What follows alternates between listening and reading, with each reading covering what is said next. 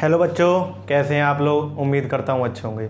आज हम class 12th NCERT chemistry का चैप्टर नंबर 2 यानी विलियन का लेक्चर नंबर 2 लेके आए हैं। इससे पहले लेक्चर नंबर 1 में मैंने आपको बताया था विलियन क्या होता है, विलियन के कितने भाग होते हैं और विलियन कितने प्रकार के होते हैं, उसके बारे में मैंने डिटेल से बता चुका हूँ मैं लेक्चर नंबर 1 में। अगर आपने इससे पहले वाला लेक्चर नहीं देखा है तो आप पहले उस लेक्चर को देखें, उसके बाद आप इस लेक्चर को देखें जो है हमारा लेक्चर नंबर 2।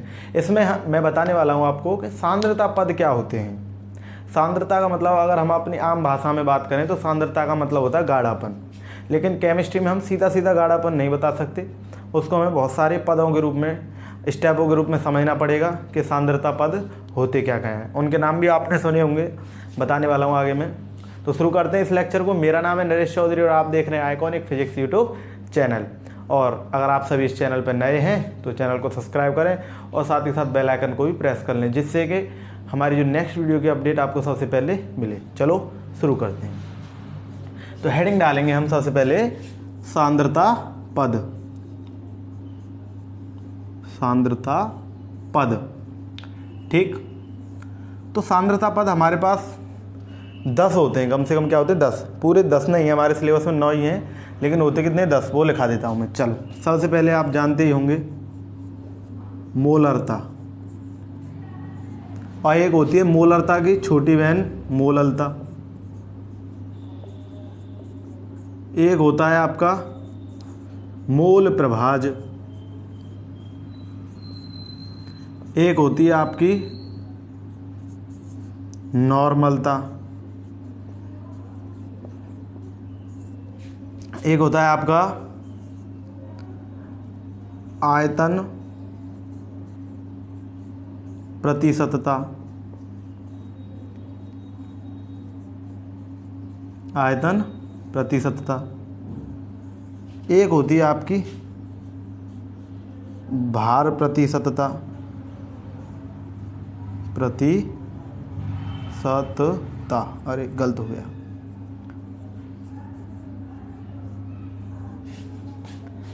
एक होती है आपकी भार आयतन प्रतिशतता, ठीक। एक होता है आपका ppm, एक होता है आपका ppb, और जो है नंबर 10 जो हमारे सिलेबस में नहीं फिर भी लिखा रहा हूँ मैं, फॉर्मलता, ठीक, फॉर्मलता। ये 10 होते हैं हमारे सांद्रता पद। इन 10 पदों के द्वारा, या मैं कहूँ इन 10 चीज़ों के द्वारा हम समझते हैं कि सांद्रता होती क्या है। सांद्रता मतलब वैसे होता है गाढ़ापन। जैसे आपने पानी देखा, 1 चम्मच चीनी डाली, थोड़ा कम मीठा होगा, पूरा कम से कम 250 ग्राम चीनी डाल दो 1 लीटर पानी में तो गाढ़ी सी हो जाएगी, और आधी किलो और डाल दो तो मतलब चाशनी बन जाएगी एकदम। तो वो क्या है, धीरे धीरे क्या बढ़ती जा रही है, उसकी सांद्रता बढ़ती जा रही है। मैं क्या कहूँ कि उसका गाढ़ापन बढ़ता जा रहा है। तो वो इन्हीं सब चीज़ों पे मद्देनजर रखते हुए हम पढ़ेंगे कि सांद्रता पद होती क्या है। तो आप सभी पहले इनको उतार लें, और उसके बाद सबसे पहली हेडिंग डालेंगे हम मोलरता। क्या डालेंगे सबसे पहली हेडिंग? मोलरता। तो हेडिंग डाल लेंगे मोलरता। अब मोलरता क्या होती है इसको समझेंगे। मैं डाल रहा हूँ मैं, आप स्क्रीनशॉट ले लीजिए। चलो मोलरता को समझते हैं। इनको साइड में लिख दूँ तो ज़्यादा सही रहेगा, अच्छा रहेगा। भार आयतन प्रतिशतता,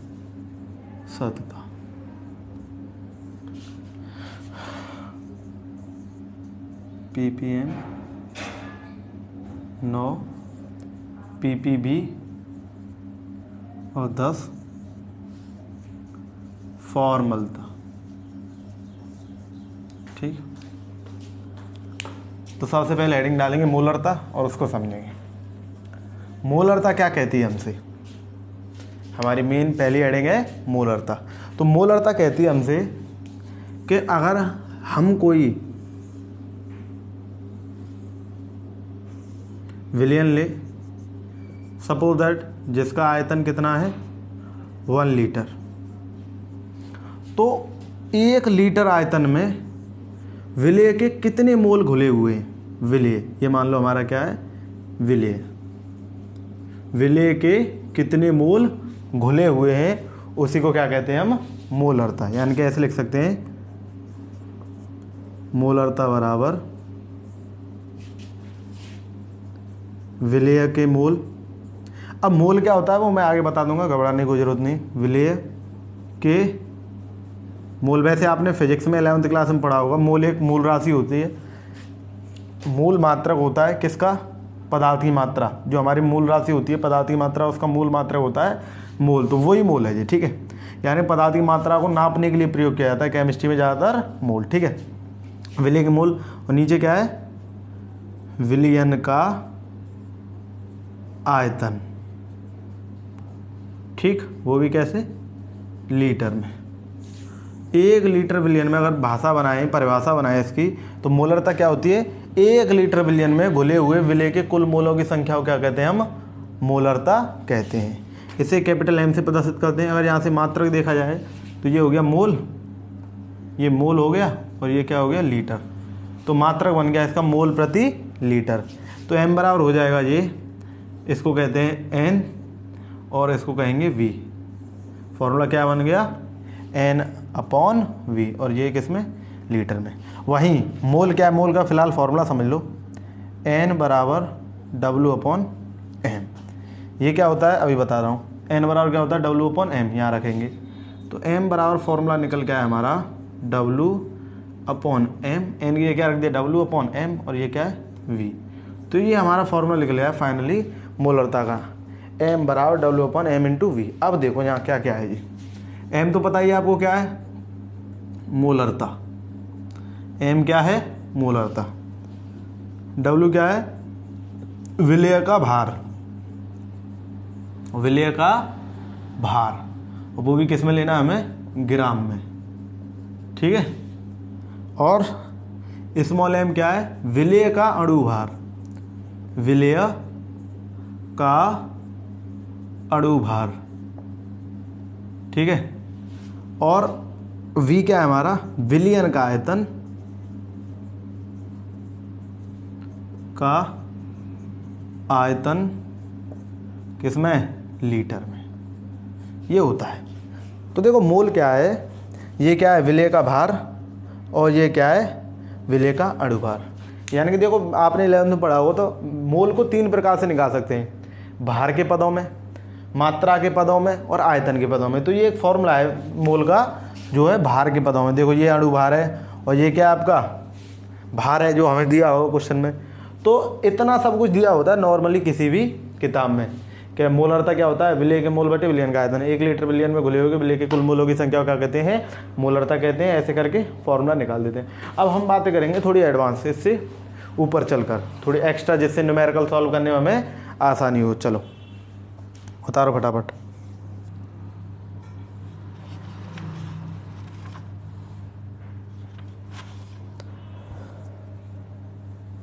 हो गया, दिखाई दे रहा है यहाँ तक, हाँ चलो बहुत अच्छे। अब मिटा रहा हूँ मैं, ठीक है। अब थोड़ा आगे बात करते हैं मोलरता के बारे में। चलो देखो कुछ न्यूमेरिकल्स ऐसे होते हैं जिसमें आप देखो तुम्हें दिखाई दे रहा था विलेय का भार, विलेय का अणु भार और विलयन का आयतन। अब किसी किसी में ये कुछ दिया नहीं हो और कुछ और ही क्वांटिटी दे रखी हो, और तब कहेंगे क्या निकालो, मोलरता निकालो। तो कैसे निकालोगे, तो एक कंडीशन है हमारे पास जिसको मैं नोट डाले कर आ रहा हूँ। फर्स्ट, यदि विलयन में प्रतिशत मात्रा तथा घनत्व दिया हो तो उस पर आधारित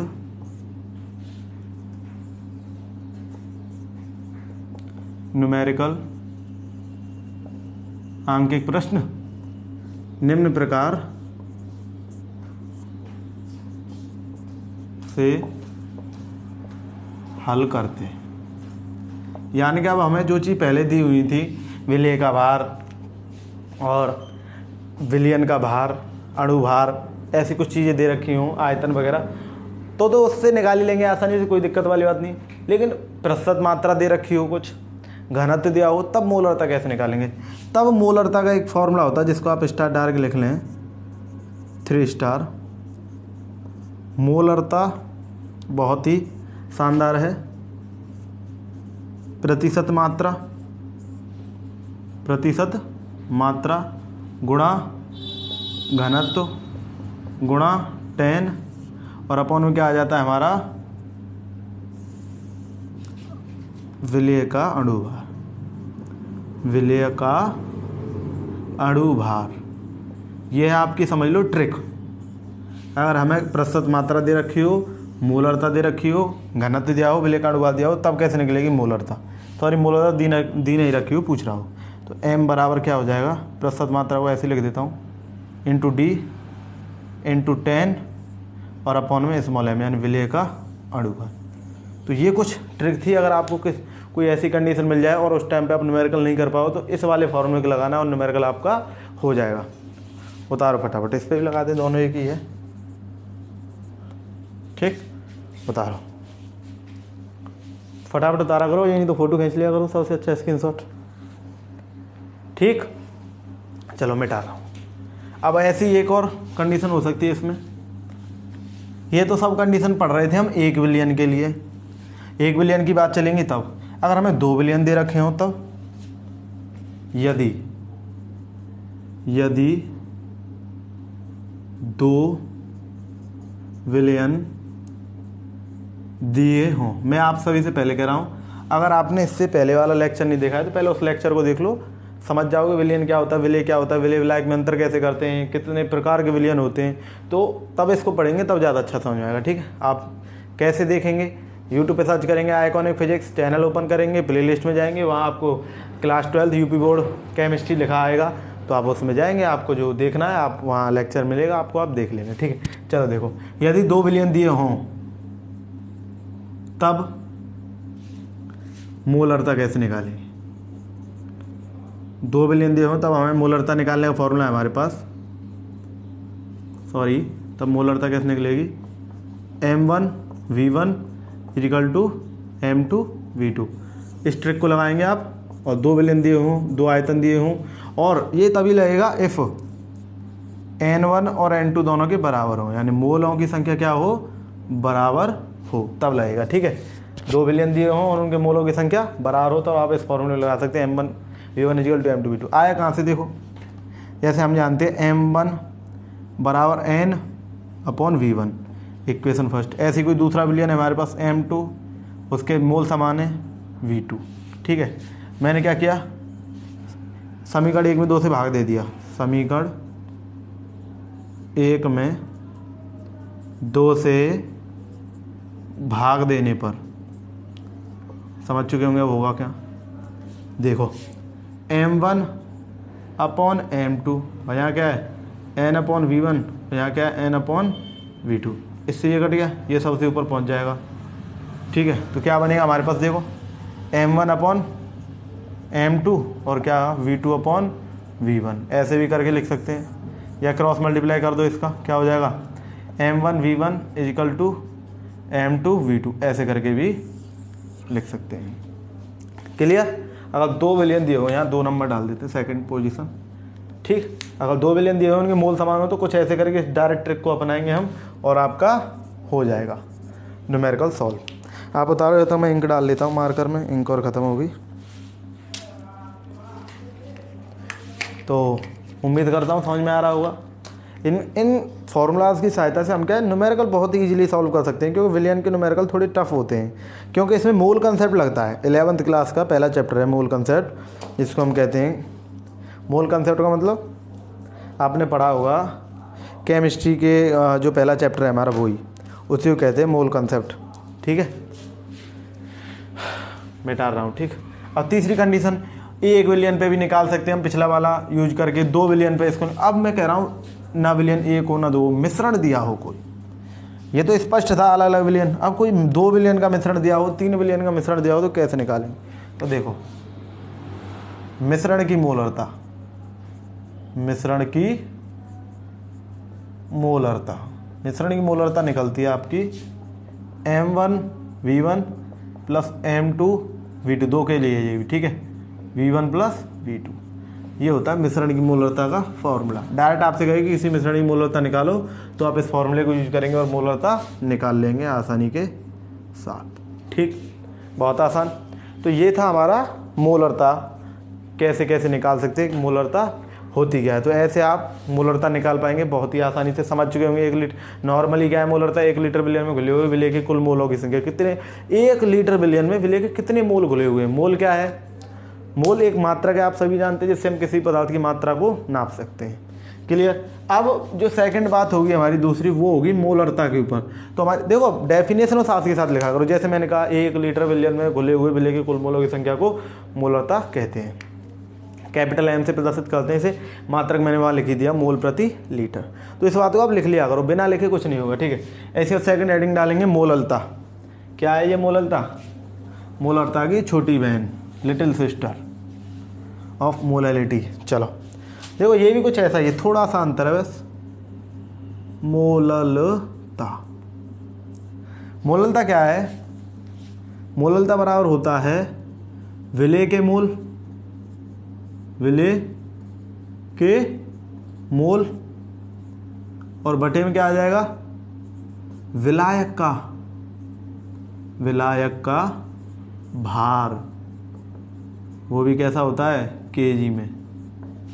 1 किलोग्राम विलायक में यदि हम कोई विलयन ले लें ऐसे करके, अब हम बात देखो उसमें विलयन और विलय की बात चल रही है, विलायक और विलय। यहाँ पे मैंने कोई क्या ले लिया है, विलायक लिया है जिसका भार कितना है 1 केजी, और उसमें क्या मिला रहा हूँ, ऊपर से मैं विलय मिला रहा हूँ। तब क्या कहेंगे हम, 1 किलोग्राम विलायक में विलय के घुले हुए कुल मोलों की संख्या को क्या कहेंगे हम, नॉर्मलता कहते हैं। ठीक है, लिखेंगे आप 1 किलोग्राम विलायक में घुले हुए विलय के कुल मोलों की संख्या को क्या कहते हैं, मोललता कहते हैं। इसे कैपिटल स्मॉल m से प्रदर्शित करते हैं। इसका मात्रक होता है मोल प्रति केजी। ठीक है, बहुत आसान। चलो आगे बढ़ते हैं, इसमें भी स्मॉल m से दिखाएंगे इसको। ये क्या हो जाएगा, स्मॉल n अपॉन में कैपिटल W। ठीक है, और मोल बराबर हम जानते हैं भार बटे अणुभार, अणुभार को m से दिखाते हैं इसलिए m डैश कर देता हूँ इसे। ठीक है, तो यहाँ क्या हो जाएगा, n की जगह क्या रख दूंगा, W बटे m डैश, तो W बटे में m डैश, और कैपिटल W है ही है हमारे पास। अब देखो m क्या है यहाँ, मोललता, क्लियर, और W क्या है, विलय का भार, विलय का भार। ठीक है, किस में, ग्राम में, ग्राम में लेंगे। ठीक है, और m डैश क्या है, विलय का अणुभार, विलय का अणुभार। अणुभार को तो बताने की कोई जरूरत नहीं, पीरियोडिक टेबल में दे रखे होते हैं, वो परमाणु भार होते हैं। अणुभार क्या होता है, परमाणु भारों को जोड़ जोड़ के निकालेंगे, वो क्या निकलेगा आपका अणुभार। जैसे हमें 1 परमाणु को पता है, 2 परमाणु को पता है, कोई विलय है वो 3-4 परमाणुओं से मिलके बना है ऐसे करके। अब इसका परमाणु भार हम वहाँ से निकाल, परमाणु भार कहाँ से, पीरियोडिक टेबल यानी कि आवर्त सारणी से, इसका भी, और इनको जोड़ के निकालेंगे, वो क्या निकलेगा, वो अणुभार निकलेगा। ठीक है, इतना तो आप जानते होंगे अणुभार परमाणु भार क्या होता है। एक परमाणु का भार परमाणु भार, जिसको हम आवर्त सारणी से निकाल सकते हैं, तत्व कहते हैं जैसे हम। और अणुभार बहुत सारे तत्वों का, या मैं कहूँ परमाणु का जोड़ के निकालते उसे अणुभार कहते हैं। और W क्या है आपका, W है विलायक का भार, विलायक का भार। किस में निकालेंगे इसको, केजी में, बस। ठीक, बहुत बढ़िया, उतारेंगे फटाफट। ठीक, उतारो, स्क्रीनशॉट ले लो फटाफट। एक ट्रिक सी इसमें भी बनती है, आओ उसको और बता देता हूँ मैं तुम्हें। खींच लिया फोटो, स्क्रीनशॉट। चलो, या ऐसे कह लो उसको, 2 शब्दों से कह सकते हैं उस वाली बात को। ठीक है, आपसे कह सकते हैं कि मोललता तथा मोललता तथा मोलरता में संबंध बताओ। में संबंध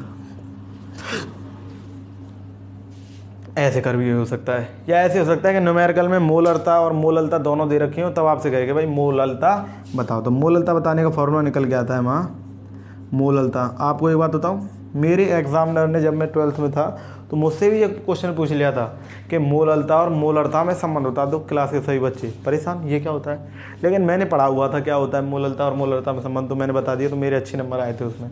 चलो बताता हूँ आपको भी। 1000 इंटू मोलरता, 1000 1000 ऐसे अपॉन में 1000 गुणा घनत्व माइनस माइनस में क्या था, मोलरता गुणा विलेय का अणुभार, ये था हमारा। ऐसे लिख सकते हैं स्मॉल m बराबर 1000 गुणा कैपिटल M अपॉन में 1000 गुणा घनत्व माइनस मोलरता गुणा अणुभार यानी m डैश। तो ये हो गया हमारा मास्टर फॉर्मूला। कैसे भी कर लो, न्यूमेरिकल में यूज हो जाएगा, कोई आपसे पूछ भी सकता है। इसे उतारो फटाफट। चलो आगे बढ़ते हैं फिर हम। दिखाई दे रहा है, बहुत बढ़िया क्वालिटी में। चलो आगे अब बात कर लेते हैं मोल प्रभाज की। ये क्लियर हो रही हैं बातें सभी? चलो ठीक है, मिटा रहा हूँ, ठीक है।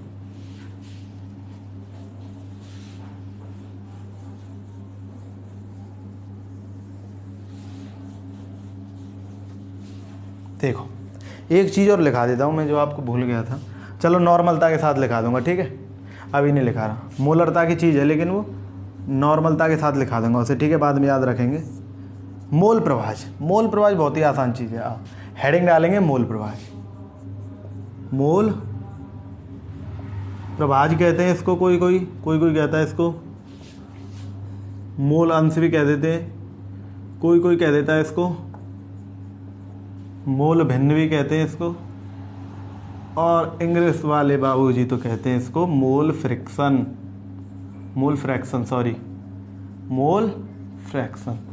इतने सारे नाम है इस मोल प्रभाज के। तो ये होता क्या है, जैसे अब मैं तुम्हें दो विलयन का, दो पदार्थों का कोई विलयन ले रहा हूँ, उसका एग्जांपल समझाता हूँ। ये कोई ए पदार्थ है और ये कोई बी पदार्थ है। इसके मोल ए हैं, इसके मोल बी, यानी एन ए और एन बी, ठीक है। ऐसे दीवार नहीं है, ये मैं बता रहा हूँ तुम्हें, दीवार कोई नहीं है, आप समझे दीवार है इसमें, वैसे ही समझ लो, ठीक है। अब मैं कहूँ भाई साहब ये दो पदार्थ हैं और मैं तुमसे किसी एक पदार्थ की जानकारी लेना चाह रहा हूँ। अब तो तुम्हें दिखाई दे रहा होगा अलग अलग, ऐसा तो है नहीं सकता कि भाई पानी के कुछ मोल ले लूँ और दारू के कुछ मोल ले लूँ और मिला दूँ और उसमें अलग अलग है जाए, ऐसा तो हो नहीं सकता। मैंने नाप तोल के देखो, सपोज दैट मैंने कुछ पानी लिया है, कुछ शराब ली है, ठीक, दोनों को मिला दिया। अब मुझे नहीं पता पानी कितने मोल लिया है मैंने और शराब कितने मोल लिए, तो पता कैसे चले कितने मोल शराब लिए कितने मोल पानी लिया। तो वही काम करता है निकालने का हमारा मोल प्रवाह। मोल प्रवाह क्या है, अगर हमें किसी इसके लिए निकालना है, सपोज दैट मोल प्रवाह का प्रतीक होता है, तो मैं बता दूं मैं, इसको बहुत से लोग काई कहते हैं, साई कहते हैं, चाई कहते हैं, पता नहीं क्या क्या कहते हैं, आप साई चाई काई कुछ भी कह लो, ठीक है। तो इससे प्रदर्शित करते हैं। अब मैं कहना चाह रहा हूँ भाई साहब, जो ये ए है, ये ए वाला पदार्थ, मुझे इस ए वाले पदार्थ के मोल बताओ या बिलियन में कितने। तो आप क्या करेंगे, इसके मोल को ऊपर रख लो, अपॉन में टोटल मोल, तो ये हो जाता है मोल प्रवाह। यानी जिसके मोल हमें प्राप्त करने उसे ऊपर और टोटल मोल को नीचे, तो जो निकल के आएगा वो मोल निकल जाएगा, मोल प्रवाह का निकल आएगा ए का। और यहीं बी की बात करें हम, तो इसके मोल ले लो ऊपर अपॉन में टोटल मोल, ठीक। तो ये बी का मोल प्रवाह। लेकिन ये बात नहीं क्लियर हुई कि मोल प्रवाह है क्या, चक्कर क्या है। मोल प्रवाह का काम तो समझ गया क्या, कि मोल निकालना है भाई, ए का निकालना है तो कैसे निकालेंगे, कि मुझे पता करना है ये कितने मात्रा में इसमें या बी कितनी मात्रा में, तो निकालेंगे। लेकिन मोल प्रवाह है क्या, चलो आप मोल प्रवाह समझ। इसमें ए दिया हुआ है, इसको कह देते हैं विलेय, ठीक है, और बी दिया हुआ उसको कह देते हैं हम विलायक, ठीक है। विलेय और विलायक कह रहे हैं हम इसे। अब देखो एन ए का मतलब विलेय के मोल, Na का मतलब विलेय के मोल, और Nb का मतलब क्या है, विलायक के मोल के मोल। और वहीं बात कर ले हम Na प्लस Nb दोनों मिल गए तो क्या बन गया ये, विलयन के मोल। कोई सा किस बात में भाई, Na विलेय और Nb विलायक है तो टोटल विलयन हो गया नहीं हुआ। चलो ये भी ठीक है। देखो A को विलेय मान लिया, B को विलायक मान लिया, Na विलेय के मोल, Nb विलयन के मोल, और जो Na प्लस Nb है वो क्या हो गया हमारा, विलयन के मोल। अब मैं कहना क्या चाह रहा हूँ, ये आपको कुछ ऐसा नहीं लग रहा, विलेय के मोल अपॉन में विलयन के मोल, N प्लस Na क्या है, विलयन। ये नहीं लग रहा आपको, विलायक के मोल बटे में विलयन के मोल। तो यही है विलेय अथवा विलायक, यानी कुछ भी हो सकता है, हम यहाँ A को भी ले सकते हैं, B को भी ले सकते हैं। विलेय अथवा विलायक के मोल तथा विलयन के मोल, यानी कुल विलयन के मोल। आप कुल को हटा दो, ऐसे लिखो विलयन, यानी विलेय अथवा विलायक के मोल तथा विलयन के मोल के अनुपात को क्या कहते हैं, हम मोल प्रभाज कहते हैं। यानी ऊपर सपोज दैट मैं यहाँ ऐसे लिख लूँ, ऐसे करके, इसका मतलब क्या है, इसका मतलब है अगर हमें Na चाहिए तो इसको भूल जाओ, सिर्फ Na को कंसीडर करो। अगर हमें Nb चाहिए तो Na को भूल जाओ।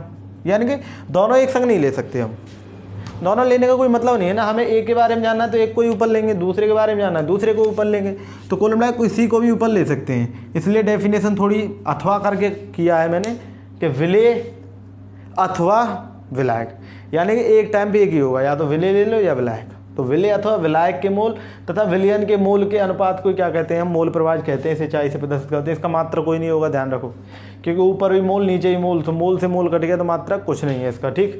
तो क्या हो गया, विलेय अथवा विलायक के मोल तथा विलयन के मोल के अनुपात को क्या कह देते हैं हम, विलेय अथवा विलायक के मोल तथा विलयन के मोल के अनुपात को क्या कह देते हैं हम, मोल प्रभाज कह देते हैं। और इसमें एक चीज़ और होती है, एज ए ट्रिक समझ लो, उसे कुछ ही समझ लो, मिटा दूँ ये चीज़, उतार लो, पहले फोटो खींच लो, स्क्रीनशॉट ले लो। ले लिया, चलो बहुत अच्छी बात है। एक चीज़ और होती है इसमें, ये होता है हमारा चाई A प्लस चाई B, साई कह लो, इजिकल टू 1। क्या होगा, इजिकल टू 1 रहेगा। इन दोनों का जो योग है वो कभी एक से अधिक हो ही नहीं सकता। अगर ऐसा करें हम B बराबर निकालना चाहे तो 1 माइनस चाई A हो जाएगा, नहीं हो जाएगा, होगा नहीं होगा, बिल्कुल होगा। यानी अगर क्वेश्चन में हमने अगर चाई A निकाल लिया है तो दोबारा जोड़ घटा गुणा भाग करने की कोई जरूरत नहीं, एक में से घटा दो, B अपने आप निकल आएगा। यानी हमें विलयन का, अगर हमें विलेय का मूल प्रभाज पता चल गया तो विलायक हम बहुत आसानी से निकाल सकते हैं 1 में से माइनस करके। ये हमारा ट्रिक समझ लो इसको, ट्रिक भाई। क्यों, आप सभी जानते हो मूल प्रभाज निकालने के लिए क्या करना पड़ेगा, विलेय के मोल, विलयन के मोल, विलायक के मोल, सब मोल को निकालो, जोड़ घटा गुणा भाग करो, उसके बाद निकलेगा। इससे अच्छा एक निकाल लो, एक को एक में से घटा दो, आसानी से निकल आएगा, ठीक है। अब वहीं अगर 2-3 विलयन और हो, मान लो ऐसे करके A B C, तो Na Nb Nc होंगे। वहीं हमें A के मोल चाहिए हों तो Na बटे में कुल मोल, कितने भी विलयन, कोई ऐसा विलयन हो जिसमें कितने भी पदार्थों में कोई फर्क नहीं पड़ता, जिसका निकालना है उसको ऊपर और टोटल नीचे। B चाहिए तो B को ऊपर, टोटल नीचे, ठीक। ऐसी C चाहिए तो C ऊपर, बाद बाकी सब नीचे। बहुत आसान हो गया होगा, समझ में आया, बहुत अच्छी बात। और इनकी भी फाइनली ट्रिक क्या बन जाती है, यहीं लिख देता हूँ आगे, चाई A प्लस चाई B प्लस चाई C इजिकल टू 1। इसकी भी एक, कितने भी हों, एक से अधिक हो नहीं सकता, क्योंकि विलयन एक रहता है भाई। 50 पदार्थ का मिला के विलयन बनाना चाह रहे हैं हम, एक ड्राम ले लिया हमने बहुत सारा, उसमें 50 तरीका के पदार्थ मिला दिए तो विलयन तो एक बनेगा, 4 विलयन बन जाएंगे, उसमें एक ही बनेगा। तो इसलिए सभी के मोल प्रभाज मिला के क्या आना चाहिए, एक आना चाहिए। तो ये हमारी बात हो गई मोलरता, मोललता, मोल प्रभाज। अब ये इसमें ये ठीक ठाक है, बाद बाकी ये सब छोटी छोटी वैल्यू हैं, इनको हम अगले वीडियो लेक्चर में कवर करेंगे। तब तक के लिए आप सभी लोग पढ़ाई करते रहें और चैनल को सब्सक्राइब करना ना भूलें। और साथ ही साथ अगर हमारे चैनल पे आप नए हैं तो बेल आइकन को और प्रेस कर लें। सब्सक्राइब करने के बाद बेल आइकन प्रेस कर लेंगे, जिससे क्या नई वीडियो की अपडेट आपके पास सबसे पहले मिलेगी। और अगर इस वीडियो में कोई भी, जैसे मैंने आपको जानकारी बताई, वो आपके कुछ प्रयोग में आए, आपके लिए यूजफुल हो, तो चैनल को जो वीडियो हो उसको लाइक करना भी ना भूलें। तब तक के लिए पढ़ाई करते रहें। All the very best.